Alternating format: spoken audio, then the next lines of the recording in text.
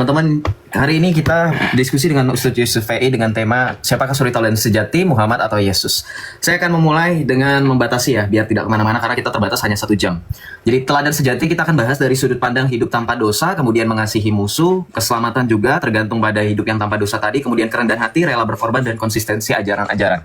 Saya akan memulai dari sudut pandang kenapa orang Kristen meneladani dan juga meyakini Yesus Kristus sebagai suri tauladan yang sejati. Karena pertama, ketika kita berbicara mengenai Kristus, kita melihat bagaimana para rasul termasuk Rasul Petrus dalam suratnya 1 Petrus 2 ayat 21 yang mengajak kita sebagai orang percaya untuk menderita bersama dengan Kristus. Dikatakan bahwa dalam 1 Petrus 2 ayat 21, karena Kristus pun telah menderita untuk kamu dan telah meninggalkan teladan bagimu supaya kamu mengikuti jejaknya. Ia tidak berbuat dosa dan tipu tidak ada dalam mulutnya.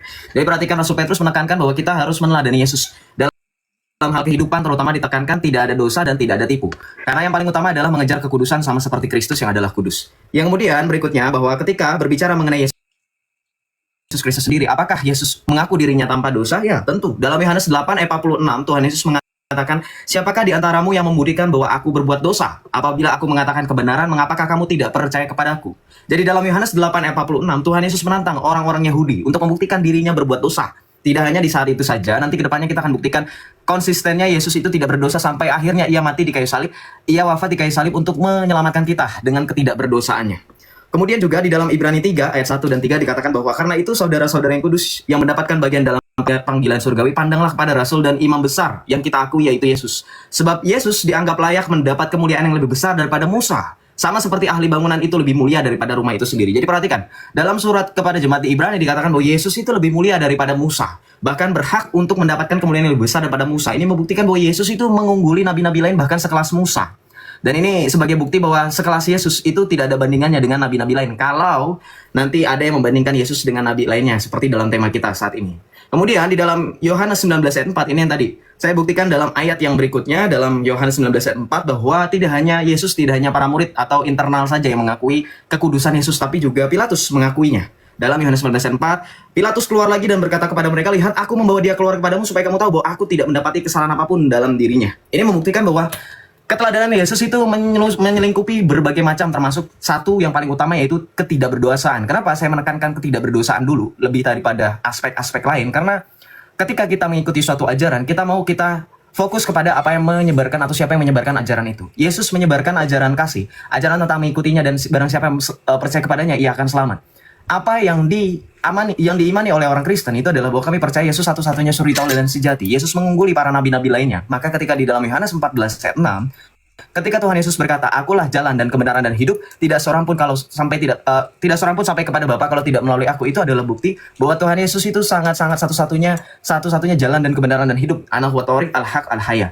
Dan ketika Tuhan Yesus berjalan di atas muka bumi ini, ia ingin supaya yang mengikutinya tidak hanya selamat tetapi juga meneladani kehidupannya. Dibuktikan tadi, saya tekankan sekali lagi supaya nanti Ustadz Yusuf tidak lupa bahwa dia hidup kudus, tidak berdosa, mengajarkan kedamaian, kemudian dia juga mengajarkan teladan-teladan lain, yaitu mengasihi musuh lebih daripada siapapun, kemudian juga berdoa bagi mereka yang menganiayanya. Kemudian juga Yesus mengajarkan kerendahan hati, dan yang terakhir Yesus konsistensi terhadap ajaran-ajaran yang sampai dengan detik ini gereja kemudian tetap lestarikan, dan kami sebagai pengikut Kristus tetap imani. Oleh sebab itu dalam tema kali ini saya minta supaya dalam perdebatan kali ini saya minta dalam pihak Islam untuk juga membuktikan, sama seperti saya membuktikan dalam hal-hal apa yang menekankan Yesus itu sebagai satu-satunya suri tauladan sejati. Saya harap dalam Islam membuktikan Muhammad cocok atau pantas mendapatkan gelar suri tauladan sejati seperti dalam surah Al-Ahzab.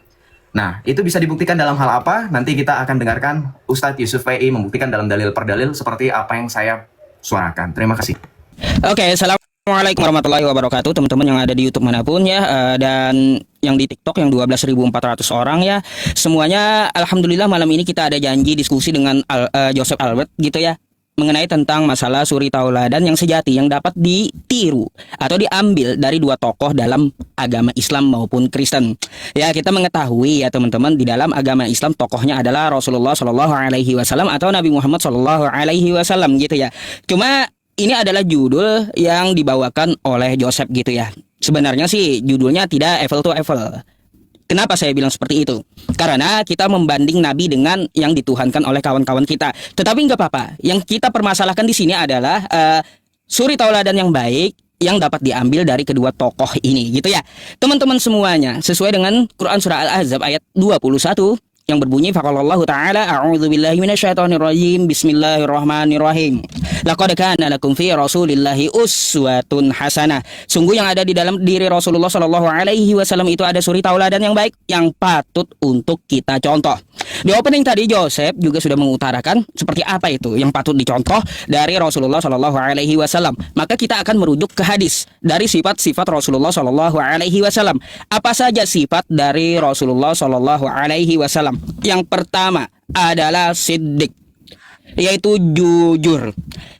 Ketika dia berdakwah dia jujur, tidak ada yang disembunyikan. Bahkan ketika membawa dagangan dari istri beliau gitu ya, Siti Khadijah, itu beliau jujur dari segi berdagang. Makanya istrinya sangat mencintai Rasulullah Shallallahu alaihi wasallam atas kejujuran beliau. Itu yang pertama ya teman-teman semuanya. Yang kedua, amanah. Apa itu amanah? Yaitu dapat dipercaya.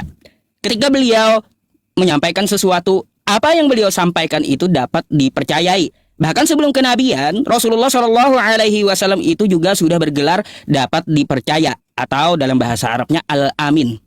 Sebelum kenabian udah bergelar dapat dipercaya. Terus yang ketiga, tablik, menyampaikan. Sesuai dengan hadis Rasulullah Shallallahu alaihi wasallam juga ya, balighu anni walau ayah. Sampaikan dariku walau satu ayat. Rasulullah Shallallahu alaihi wasallam ketika beliau mendakwahkan agama Islam baik secara sembunyi-sembunyi ataupun terang-terangan, beliau sampai dilempari batu berdarah-darah di dahi, beliau tetap sabar menyampaikan agama Islam.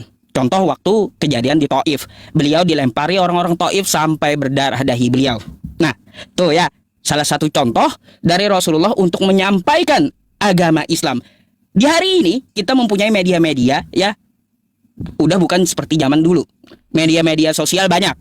Maka kita manfaatkan media sosial ini untuk balighu anni walau ayah, menyampaikan walau satu ayat. Sesuai dengan Quran surah An-Nahl ayat 125, ud'u ila sabili rabbika bil hikmah wa mau'izatil hasanah wajadilhum billati hiya ahsan. Serulah ke jalan Tuhanmu dengan hikmah. Berilah pelajaran terhadap mereka dengan pelajaran yang baik. Dan berdiskusilah dengan mereka dengan cara yang terbaik. Terus keempat, fatonah. Fatonah itu artinya cerdas. Jadi ya Rasulullah Shallallahu alaihi wasallam mencontohkan di dalam kehidupan kita ini agar cerdas dari segala aspek. Contoh ketika beragama maupun bermuamalah ya.